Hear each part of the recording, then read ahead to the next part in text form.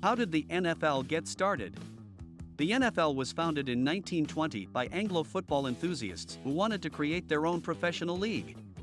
The first attempt at creating a league failed, and it wasn't until 1970 that the current 32-team format was adopted.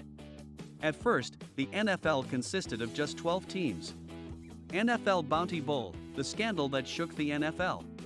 The NFL is a famous professional American football league. Over the years, it has been involved in a number of scandals, the most famous of which is the Bounty Bowl scandal. This scandal involved players from teams allocating money to members of their team who would inflict injury on opponents.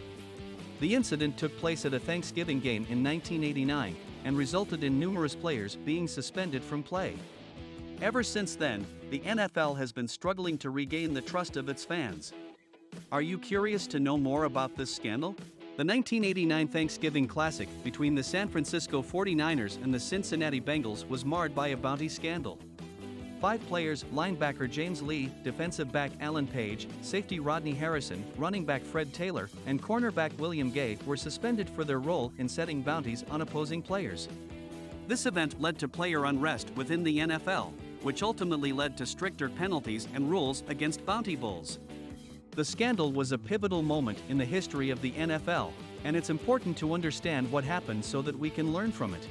The NFL bounty scandal is a highly publicized event that shook the league to its core. Players were offered payments by their team in order to injure other players, and it was eventually exposed. A number of players were suspended or released as a result of the scandal, including Tom Brady and Adrian Peterson. The NFL bounty scandal has rocked the league and led to a number of players being suspended and/or fined. There are more hearings scheduled and more punishment possible. This case has made a lasting impact on the NFL, as it reveals important legal issues that need to be addressed. As always, stay tuned for updates in this story. It's sure to captivate fans of all sports.